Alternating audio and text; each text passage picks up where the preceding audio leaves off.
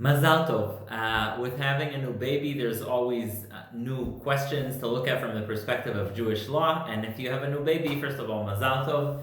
And second of all, you may wonder how to care for a newborn or for a baby on Shabbat, since there are many things that are involved in that. I'll try and cover the main parts. It's important to note, though, that many of these questions are a matter of a machloket. There are different rabbis who have different opinions.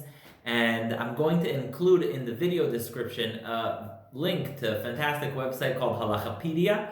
And they have an entire page dedicated to taking care of babies on Shabbat.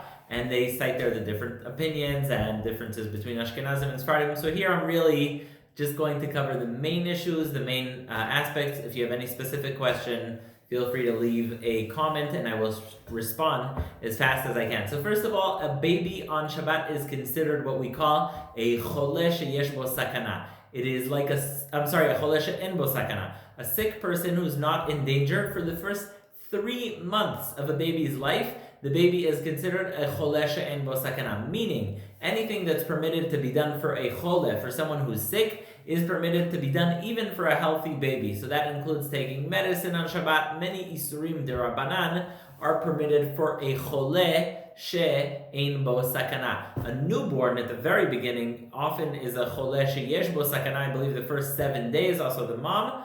And so in that case, a lot of times you can actually break Shabbat. For example, if the baby's not eating, in other situations. Obviously, pikuach nefesh pushes off everything, and care for the baby's life comes first. But what I'm saying is that in addition to that, after the first period of time after birth, the first 3 months, the baby is considered a choleh she'en bo sakana. The next issue I want to cover is showering or bathing the baby. Actually, bathing.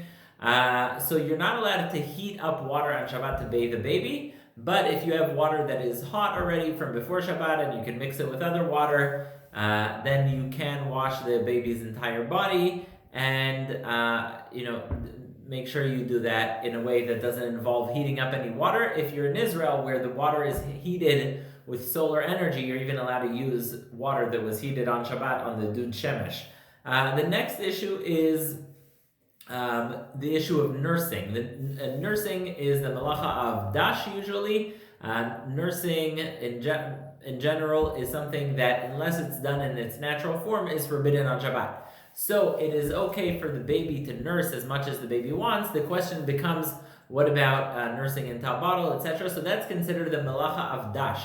And you cannot nurse into a utensil. And sometimes if a woman feels pain and she wants to nurse into a utensil, a lot of people say it's okay to have soap or vinegar in the utensil and then pour out the milk.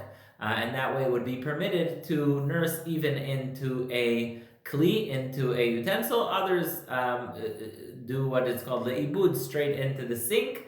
But in cases where the baby will only eat if the baby has from the bottle and not directly, obviously in that case you can do it, but you should look, again, like I said, this is more general, so look at the primary sources.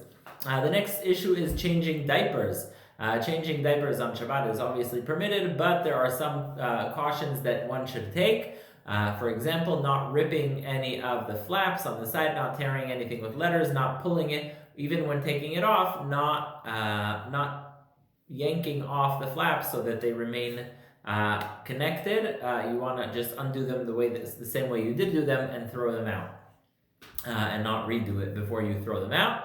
The other issue is wipes. That's a very controversial issue because in general we know there's a prohibition of sochet on Shabbat. You're not allowed to squeeze liquid out of a cloth or out of a fruit. And so what do you do about baby wipes on Shabbat? Some people actually don't use baby wipes on Shabbat. Instead, they use spray and cotton or what have you not. Others, many actually say it is permitted to use baby wipes on Shabbat. It's important to note that some wipes are more moist than others. Obviously, the less moist it is, the better. That way you don't just avoid the whole issue of sochet on Shabbat. What if the baby has a rash? Also, you can't put creams on Shabbat. It's called memareach. You're not allowed to spread something out, but you are allowed to put the cream on and then let it sort of take care of itself, let it spread on its own.